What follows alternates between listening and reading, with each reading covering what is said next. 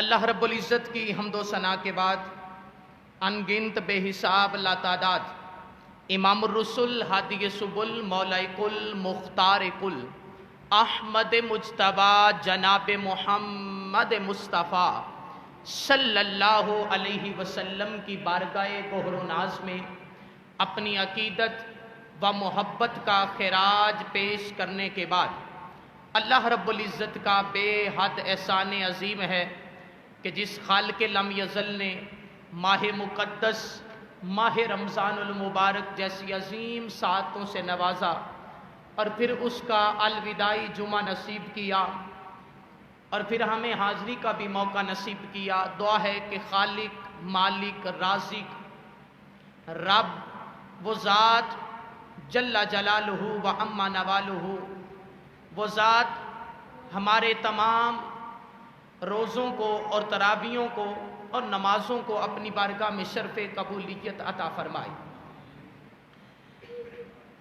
آج کا جو موضوع آپ حضرات کے سامنے لے کر حاضر ہوا ہوں وہ ہے کہ اے انسان اپنا تعلق قرآن سے جوڑ لے۔ دعا ہے کہ میرا مالک آج کی اس حاضری کو اپنی بارگاہ میں شرف قبولیت عطا فرمائے اور میری زبان پر کلمت الحق جاری فرمائے۔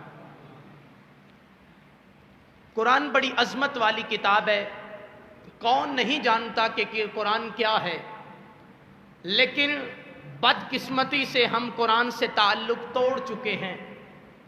جب سے ہم نے قرآن سے تعلق توڑا تو رسوائی ہمارا مقدر بن گئی۔ جب پچھلے لوگوں نے قرآن کے ساتھ تعلق جوڑا تھا تو پھر تمام اقوام عالم کے اندر مسلمانوں کا ایک رتبہ تھا، مقام تھا۔ تمام اقوام عالم کے اندر مسلمان کی ایک جرت تھی، مسلمانوں کی ایک بلندی تھی۔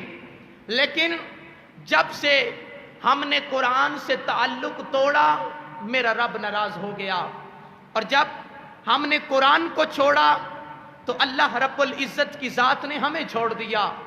جب ہم نے قرآن کو چھوڑا تو عالم اسلام کے اندر مسلمانوں کی عزت کم ہو گئی، اور اس کی ایک ہی وجہ ہے کہ ہم نے قرآن سے بھی تعلق توڑ لیا اور صاحب قرآن جناب محمد کی ذات سے بھی تعلق توڑ لیا۔ توجہ طلب بات یہ ہے کہ قرآن کیا ہے۔ میں بات یہاں سے بلا تمہید شروع کرنا چاہتا ہوں کہ قرآن ہے کیا۔ ہم سے پوچھا جائے کہ قرآن کیا ہے تو ہم کہتے ہیں کہ قرآن اللہ کی کتاب ہے، ہم کہتے ہیں کہ یہ اللہ کا کلام ہے۔ کسی ان پڑھ شخص سے بھی پوچھا جائے کہ قرآن کیا ہے تو وہ بتاتا ہے کہ قرآن رب کا کلام ہے۔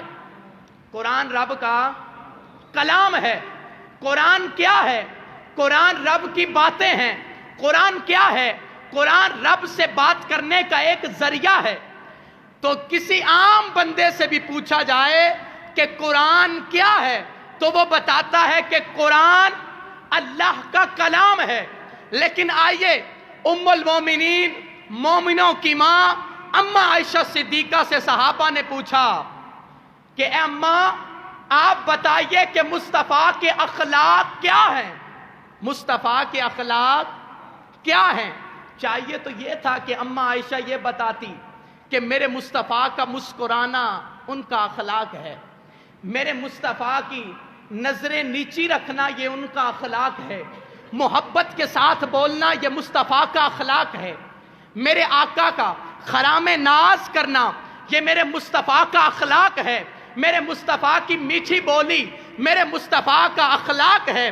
چاہیے تو یہ تھا کہ جواب یہ دیتی، لیکن اماں عائشہ نے جواب یہ نہیں دیا، بلکہ ام المومنین کیا فرماتی ہیں؟ آپ فرماتی ہیں اے پوچھنے والے کیا تو نے قرآن نہیں پڑھا؟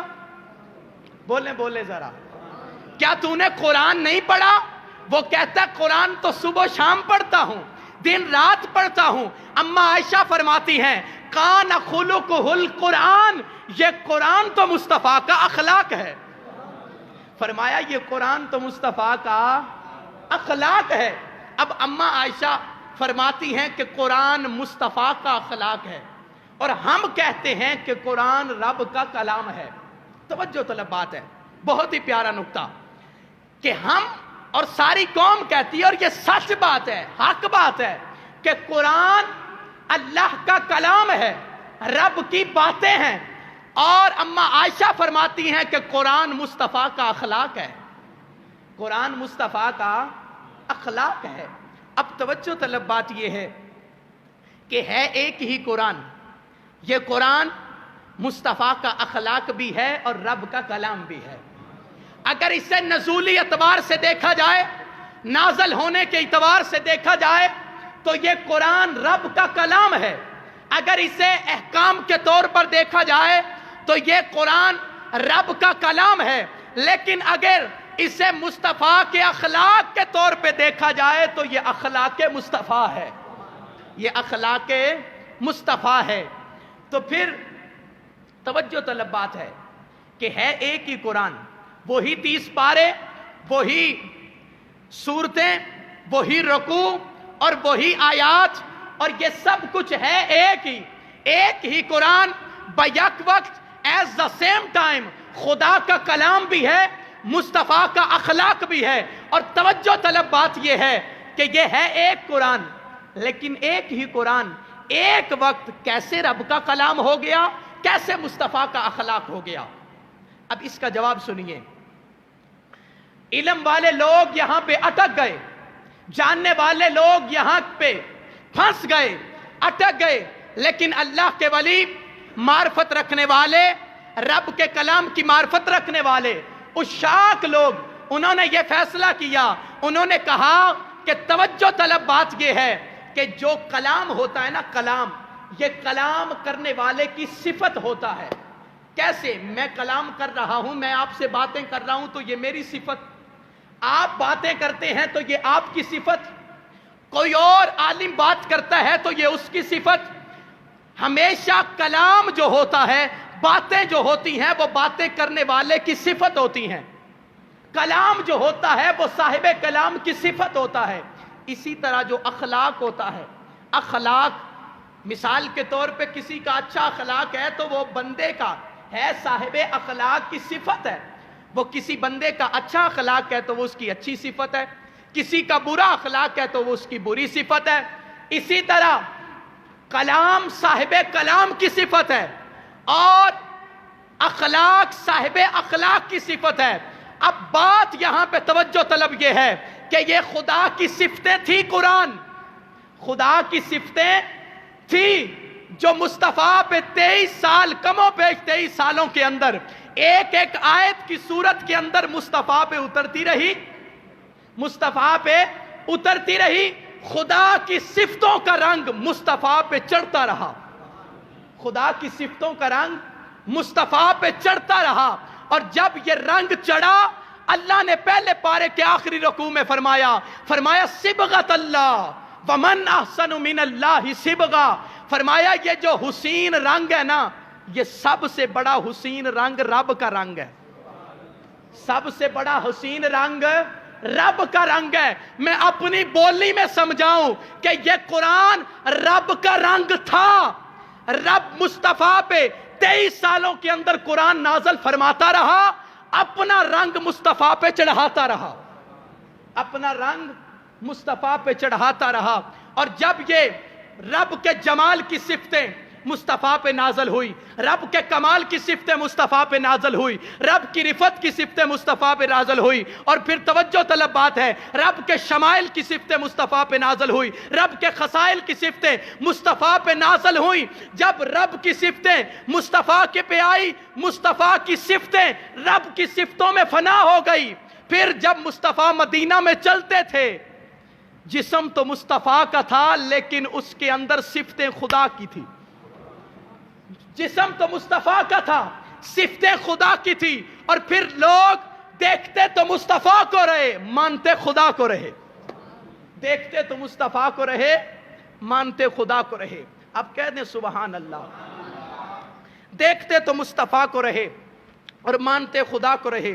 اور پھر اس سے توجہ طلب اگلی جو بات ہے وہ بڑی حسین بات ہے، کہ دوستو کس طرح لوگوں نے مصطفیٰ کو دیکھ کے خدا کو مانا، کس طرح مانا۔ کوہ صفا ہے، 40 سال کی عمر ہے میرے مصطفیٰ کی، رب کی طرف سے وحی آئی، مصطفیٰ ان کو پیغام دے دے کہ ایک خدا ہے اور میں اس کا رسول ہوں۔ بولنے ذرا سبحان اللہ، توجہ سے سنیں گے تو بہت نئی چیزیں ملیں گی۔ فرمایا مصطفیٰ انہیں پیغام دے دے، میں ایک خدا ہوں اور تو ان کا رسول ہے، تو خدا کا رسول بن کے آیا ہے، میرا نبی بن کے آیا ہے، انہیں اعلان کر دے۔ کوہ صفا ہے، سارے کافر جمع ہیں، جس کے اندر ابو سفیان، ابو جہل اور بھی بہت سارے کافروں کے سردار جمع ہیں۔ توجہ طلب بات یہ ہے کہ میرے مصطفیٰ نے فرمایا لوگو مانتے ہو مجھ مصطفیٰ کو؟ اگر میں محمد کہوں کہ اس پہاڑی کے پیچھے سے ایک لشکر تم پہ حملہ کرنے والا ہے، مان لو گے؟ عرض کی ہاں محمد تو نے تو کبھی جھوٹ بولا ہی نہیں، تو نے تو کبھی جھوٹ بولا ہی نہیں۔ ایک وہ دور تھا جب لوگ ہمارے سچ کی وجہ سے کلمہ پڑھ لیا کرتے تھے۔ میرا یہ موضوع نہیں ورنہ اس طرف جاتا۔ میرے مصطفیٰ نے فرمایا ٹھیک ہے مانتے ہو؟ عرض کی جی اے محمد مانتے ہیں۔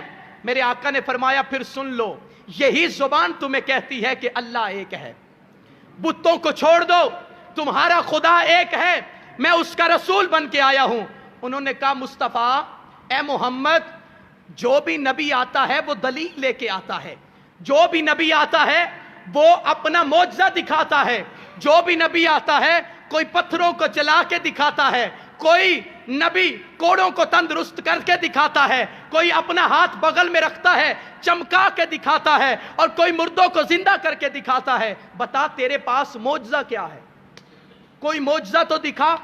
اب اللہ کی طرف میرے مصطفیٰ نے رجوع کیا، عرض کی مالک یہ تو معجزہ مانگتے ہیں، یہ لوگ تو معجزہ طلب کرتے ہیں اور کہتے ہیں معجزہ دکھا۔ اللہ نے فرمایا محبوب فقد لبثت فیکم عمرا من قبلہ، محبوب انہیں بتا دے کہ جو 40 سال کی عمر میں نے تمہارے اندر گزاری ہے، اگر میری ٹوٹل زندگی پہ تمہیں ایک بھی داغ نظر آئے تو خدا کو ماننے سے انکار کر دو، خدا کو ماننے سے انکار کر دو۔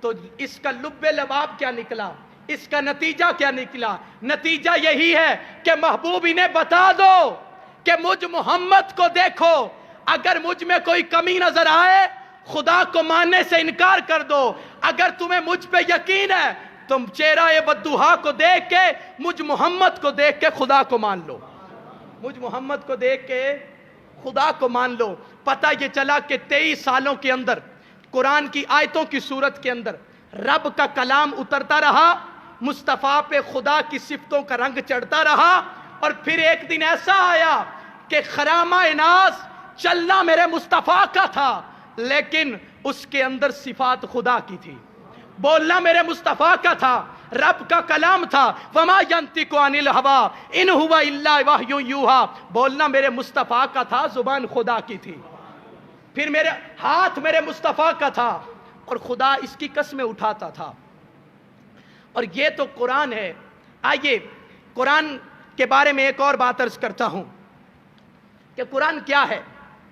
قرآن عربی زبان کے اندر 4 مادوں سے بنا ہے۔ علامہ جلال الدین سیوطی علیہ رحمہ فرماتے ہیں، میں بڑی سادہ گفتگو عرض کرنا چاہتا ہوں جو سمجھ آئے ساری۔ لفظ قرآن جو ہے یہ قرآن پاک کے خود اندر اس کتاب کے اندر 70 مرتبہ کم و بیش آیا ہے۔ قرآن نے اپنا تعارف خود کروایا ہے۔ اور قرآن کیا ہے؟ قرآن قراءتن سے بنا ہے، فعالن کے وزن پہ، اور توجہ طلب بات یہ ہے کہ اس کا معنی یہ ہے کہ وہ کتاب جو بار بار پڑھی جائے، وہ کتاب جو بار بار پڑھی جائے۔ قرآن، لفظ قرآن کا معنی یہ ہے کہ وہ کتاب جو بار بار پڑھی جائے۔ تمام عالم اقوام کے اندر دیکھ لیں، تمام عالم کے اندر آپ نظر دوڑا لیں، کوئی بھی کتاب اللہ کی طرف سے ایسی نہیں آئی، کوئی بھی کتاب بندوں کی طرف سے ایسی نہیں لکھی گئی کہ کوئی بندہ بھی اٹھ کے یہ دعویٰ کرے کہ یہ کتاب مجھے لفظ بلفظ یاد ہے۔ لیکن قرآن ایک ایسی عظیم کتاب ہے کہ جو اگر مسلمانوں کا ایک چھوٹا سا بچہ بھی کھڑا ہو جائے وہ بھی قرآن پورا کا پورا سنا دیتا ہے، اور ایسا ہی ہوتا ہے کہ ایک غلطی بھی نہیں آتی۔ اور یہ قرآن کی عظمت ہے۔ अल्लाह ने फरमाया इन्ना नहनु नज़्ज़लना ज़िक्र व इन्ना लहु लहाफ़िज़ून, हमने खुद कुरान नाज़िल किया और हम खुद ही इसकी हिफाजत करने वाले हैं। और फिर अगला जुमला कह के मैं आगे की तरफ जाता हूं। दूसरा इसका मादा है करा। इसका माना यह है कि जिस किताब के अंदर सारी कायनात का इल्म जमा कर दिया हो, सारी कायनात का इल्म जिस किताब के अंदर जमा कर दिया हो उसे कुरान कहते हैं, उसे कुरान कहा जाता है। आइए एक सादा बात आपके सामने रखता हूं। एक बंदे ने, उसके घर अल्लाह ने बेटी अता की, उसने वादा कर लिया कि जब मैं इस बच्ची की शादी करूंगा तो दोनों जहानों की नेमतें दूंगा, इसके जेज के अंदर दोनों जहानों की नेमतें दूंगा। अब बच्ची जवान हो गई और शादी का वक्त आया, बंदे पे तो गुर्बत थी, और कौन ऐसा बंदा है जो दोनों जहानों की नेमतें दे दे किसी को? कोई तो ऐसा नहीं है। अब परेशान हुआ, मैंने तो कसम उठाई थी, मैंने तो वादा किया था, अब क्या करूं? उलमा की तरफ गया, एक अल्लाह के वली के करीब पहुंचा, उसके पास गया और कहता है कि मैंने ये वादा कर बैठा हूं अपनी बेटी से, और लोगों के सामने कर बैठा हूं, रिश्तेदारों के सामने कर बैठा हूं। उस अल्लाह के वली ने किताब कुरान उठाया और उठा के उसकी झोली में रख दिया, फरमाया ये ले जा, अपनी बेटी को दे देना। इसके अंदर ही अल्लाह ने दोनों जहानों की नेमतें रख दी, दोनों जहानों की नेमतें रख दी। दोस्तों यहां पे रुक करके एक बात कहूंगा, हम चाहे अपने बेटों को जितनी मर्जी बड़ी डिग्रियां दे लें, अपनी औलाद को जितनी मर्जी बड़ी डिग्रियों से नवाज दें, लेकिन वो डिग्री सबसे अहम डिग्री है जो हाफिज़ कुरान की डिग्री है, जो अल्लाह के कलाम की डिग्री है, वो सबसे बड़ी डिग्री है। तो इसीलिए बेहतर यही है कि जहां हम अपनी औलाद को दुनिया कमानी सिखाते हैं, वहां हमें चाहिए कि अपनी औलाद को कुरान की भी तालीम दें, कुरान के भी करीब करें। और जब कुरान के करीब करेंगे फिर मिलेगा क्या? देखिए इस दुनिया के अंदर अगर आग जलती हो ना, तो माँ और बाप कभी गवारा नहीं करता कि मेरे बेटे की एक उंगली भी जल जाए, उंगली का एक हिस्सा भी जल जाए, कभी वालिदैन ये बर्दाश्त नहीं करता। तो कल कयामत के दिन जब सामने औलाद जलेगी तो फिर क्या होगा? चाहिए यह कि अपनी औलाद का ताल्लुक कुरान से जोड़िए, और जब कुरान से जोड़ोगे इस दुनिया में भी सुखी हो जाओगे, अगली दुनिया में भी सुखी हो जाओगे। और इसकी वजह क्या है? इस दुनिया में मैंने क्यों कहा, इसकी वजह यह है कि आज तक आपने कभी किसी आलिम दीन को, किसी आलिम को नहीं देखा होगा कि वो अपने वालिदैन को जूते मार रहा हो, अपने वालिदैन की बेहुरमती कर रहा हो। कभी ऐसे शख्स को आपने नहीं देखा होगा कि जो दीन पढ़ा हो सही मानों के अंदर हो, फिर वालिदैन की नाफरमानी करे। किसी ऐसे शख्स को नहीं देखा होगा। क्यों? कि उसे अल्लाह के रसूल ने बता दिया है और वो जान चुका है। लिहाजा जब भी वालिदैन की बेहुरमती करेगा, वालिदैन की नाफरमानी करेगा, तो दुनियादार बेटा करेगा। जब तुम अपने बेटे को खुदा और रसूल का फरमा बरदार बना दोगे तो फिर मेरा मालिक उस बच्चे को तेरा भी फरमा बरदार बना देगा। मेरे आका की हदीस है, आका ने इरशाद फरमाया अद्दिबू औलादकुम अला सलासित खसाइल, फरमाया अपनी औलादों को 3 चीजें सिखाओ, हुब्बे नबिय्यकुम व हुब्बे आले नबिय्यकुम व तिलावतिल कुरान। फरमाया मुझ मोहम्मद की मोहब्बत सिखा दो और मेरी आल की मोहब्बत सिखा दो। और तीसरी बात जो आका ने फरमाई, फरमाया अपनी औलाद को मैं मोहम्मद हुक्म देता हूं कि कुरान पाक पढ़ना सिखाओ, कुरान पाक पढ़ना सिखाओ। और आका क्या इरशाद फरमाते हैं, फरमाया मन तअल्लमल कुरान व अल्लमहु। फरमाया दुनिया के अंदर कार कोठी वाला बेहतर नहीं, बंगले वाला, जायदाद वाला, जमीन वाला बेहतर नहीं। अगर सुनना चाहता है तो ले मोहम्मद की जुबान से सुन कौन बेहतर है। कहें सुबहान अल्लाह, और ऊंची बात से कहें सुबहान अल्लाह। ताजदार कायनात सल्लल्लाहु अलैहि वसल्लम फरमाते हैं खैरुकुम मन तअल्लमल कुरान व अल्लमहु। फरमाया दुनिया कायनात के अंदर सबसे बेहतर इंसान वो है कि जो कुरान खुद भी सीखता है और औरों को भी सिखाता है, औरों को भी सिखाता है। और इससे अगली बात जो है, आका फरमाते हैं जब भी कोई बंदा गिरता है ना तो उसे लाठी की जरूरत होती है, किसी सहारे की जरूरत होती है, किसी डंडे की जरूरत होती है। और फरमाया जब पूरी कौम ही गिर जाए, पूरी कौम ही तबाह हो जाए, पूरी कौम ही गुमराही की तरफ चल पड़े, पूरी कौम ही कुफर की तरफ चल पड़े, पूरी कौम ही गुमराही और शिरक की तरफ चल पड़े, तो फरमाया उस वक्त जो आपका और कौमों का सहारा बनेगी वो क्या चीज है? फरमाया इन्ना अल्लाह यरफाउ बिहाजिल किताबी अकवामा। आका फरमाते हैं उस वक्त जो कौमों का सहारा बनेगी वो अल्लाह की किताब कुरान होगा, वो अल्लाह की किताब कुरान होगा। तो अगर दुनिया के अंदर मकाम हम हासिल करना चाहते हैं तो फिर हमें कुरान से रिश्ता जोड़ना पड़ेगा, कुरान से ताल्लुक जोड़ना पड़ेगा। और आइए एक सवाल उठेगा मजमे के अंदर से, और बहुत से को ये सवाल तंग भी कर रहा होगा कि हमारा तो कुरान से ताल्लुक है, हमारा कोई मरता है तो हम कुरान पढ़ाते हैं, खत्म होता है तो कुरान पढ़ाते हैं। यही तो बात है कि जो आपको समझाना चाहता हूं। अल्लामा इकबाल अलैहिर्रहमा फरमाते हैं कि लोगों, बदकिस्मती से हमने कुरान से मरना तो सीखा लेकिन जीना ना सीखा। कोई मरने लगता है तो करीब बैठ के यासीन पढ़ाते हैं, कहते हैं इसकी रूह अच्छी कब्ज हो जाए, आसानी से निकल जाए, करवाना चाहिए।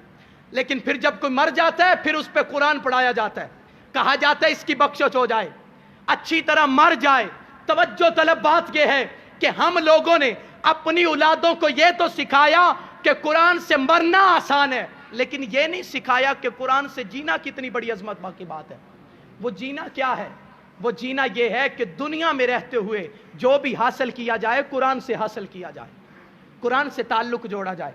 हजरत इब्ने अब्बास रदी अल्लाह तआला अन्हु, अब अब्दुल्ला बिन अब्बास, आप फरमाते हैं लोगों, मुझसे अगर पूछो ना मेरी एक घोड़े की रस्सी भी गुम हो जाए तो मैं अब्दुल्ला बिन अब्बास दुनिया से नहीं ढूंढूंगा, बल्कि कुरान खोल के बैठ जाऊंगा। कुरान मुझे बताएगा कि अब्दुल्ला बिन अब्बास तेरे घोड़े की रस्सी कहां पे है, कुरान मुझे बताएगा। कुरान बताता सभी कुछ है, कमजोरी हम में है। जिस तरह मौला अली शेर खुदा का वाकया आपको मैं अक्सर सुनाता हूं कि वो यहूदी ने सवाल किया तेरी दाढ़ी भी कुरान में है, मेरी भी है? तो उन्होंने कहा हाँ, तेरी तिनका तिनका है तो मेरी भरी हुई है, मेरी जमीन अच्छी है, तेरी जमीन बंजर है। अल्लाह कुरान के अंदर बयान फरमाता है अच्छी जमीनों पे अच्छा सब्जा उगता है और बंजर जमीनों पे कुछ तीला तीला उगता है। फरमाया तेरी दाढ़ी भी कुरान में है, मेरी दाढ़ी भी कुरान में है। तो जो कुरान से ताल्लुक जोड़ते हैं फिर हर चीज उन्हें कुरान से मिल जाती है। आइए एक बात और अर्ज करता हूं आपके सामने कि जब कुरान से ताल्लुक जोड़ा जाए फिर क्या मिलता है। हमारा इस्लाम हमें क्या बताता है। चीन का एक डॉक्टर है हाइकल नामी, उसने सर्च की कि एक बंदा वुजू कर रहा था, देखा उसने उस बंदे को कि ये वुजू किया जा रहा है, चेहरा हाथ पांव धो रहा है, मसा कर रहा है। करीब गया, उसने कहा ये तरीका तुम्हें किसने बताया है? वो जो वुजू कर रहा था मुसलमान था, उसने कहा कि ये तरीका तो मेरे पैगंबर जनाब मोहम्मद ने बताया है। वो कहने लगा वो कितना बड़ा डॉक्टर है, तवज्जो तलब बात है, कहने लगा जिसकी तू बात कर रहा है कितना बड़ा डॉक्टर है। उन्होंने कहा डॉक्टर तो नहीं है वो, लेकिन जहान का इल्म जानते हैं। लेकिन उसने कहा मैं मिलना चाहता हूं। कहा 1400 साल पहले वो दुनिया से विशाल कर गए।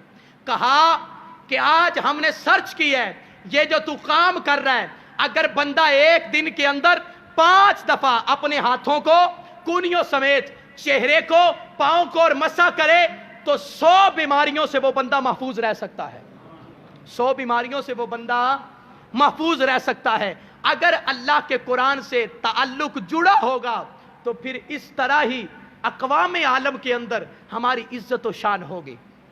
आखिरी बात, हजरत इमाम मोहम्मद अलैहिर्रहमा, बहुत तवील मौजू है, कुरान के मौजू पे तो बंदा मुझ जैसा नाकिस 6 माह भी बयान करता रहे तो इसकी शान ख़त्म नहीं हो सकती। ये ऐसी किताब है, लेकिन मैं चंद बातें चीदा चीदा आपके सामने रखी हैं। तो आखिरी बात अर्ज करता हूँ, उसके बाद एक ऐलान भी करना है। आखिरी बात यह है कि हजरत इमाम मोहम्मद अलैहिर्रहमा आपने एक किताब लिखी, यहूदियों का एक बहुत बड़ा पोप, उसने किताब पढ़ी और जब पढ़ी किताब पढ़ के मुसलमान हो गया। तवज्जो तलब बात है, किताब पढ़ के मुसलमान हुआ। लोग गए मुसलमान करीब, कहा कि सारी जिंदगी तुझे दावत देते रहे, सारी जिंदगी तुझे तारफ करवाते रहे, सारी जिंदगी तुझे अल्लाह की तौहीद बताते रहे, तूने कलमा ना पढ़ा। सारी जिंदगी तुझे बताते रहे हमारा दीन सच्चा है, तूने कलमा ना पढ़ा। सारी जिंदगी तुझे बताते रहे इस्लाम अमन का दीन है, तूने कलमा ना पढ़ा। आज तूने एक किताब पढ़ी और कलमा पढ़ लिया। वो कहने लगा कि जब मैंने इमाम मोहम्मद अलैहिर्रहमा की किताब पढ़ी, सुनियो ये भी हमारे मुकद्दर में इमाम मोहम्मद आए हैं, और इमाम मोहम्मद अलैहिर्रहमा वो इमाम है ہماری 4 فقہوں میں سے ہے، اور توجہ طلب بات یہ ہے کہ میں جو بھی باتیں آپ کو پتہ ہے عرض کرتا ہوں وہ قرآن سے عرض کرتا ہوں، اور یہ جتنی بھی باتیں ہیں ہمارا ازل سے لے کر ابد تک جتنا اہل سنت کا عقیدہ ہے یا تو وہ اللہ کے قرآن سے ہے یا مصطفیٰ کے فرمان سے ہے۔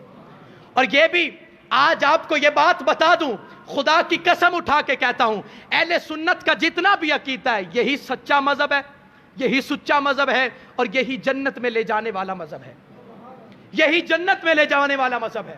اور جو اس پہ عمل پیرا ہوگا انشاءاللہ العزیز میرے مصطفیٰ کی محبت کے صدقے پر جنت جائے گا۔ آقا فرماتے ہیں، توجہ طلب بات ہے، وہ بندہ مسلمان ہو گیا کتاب پڑھ کے، کہتا ہے اس نے ایک جملہ کہا، خدا کی قسم رات میں نے یہ جملہ پڑھا، اتنا لذت اس نے دی، توجہ طلب بات ہے، وہ کہتا ہے ھذا کتاب محمدکم الاصغر، کہتا ہے یہ کتاب تو چھوٹے محمد کی ہے، یہ کتاب تو چھوٹے محمد کی ہے، وَكَيْفَ کتاب محمدکم الاکبر، اگر چھوٹے محمد کی کتاب کا یہ عالم ہے تو بڑے محمد کی کتاب کا عالم کیا ہوگا؟ چھوٹے محمد کی کتاب کا یہ عالم ہے تو بڑے محمد کی کتاب کا عالم کیا ہوگا؟ ایک ایسا وقت تھا جب لوگ ہماری کتابیں پڑھ کے بھی مسلمان ہو جایا کرتے تھے، آج ایسا وقت ہے کہ لوگ ہمیں دیکھ کے دائرہ اسلام سے خارج ہو رہے ہیں کیونکہ ہم نے عمل چھوڑ دیا، قرآن سے تعلق چھوڑ دیا۔ آئیے نوجوانوں قرآن سے تعلق جوڑیے، انشاءاللہ العزیز خطبہ عید الفطر کے اندر کچھ باتیں نوجوانوں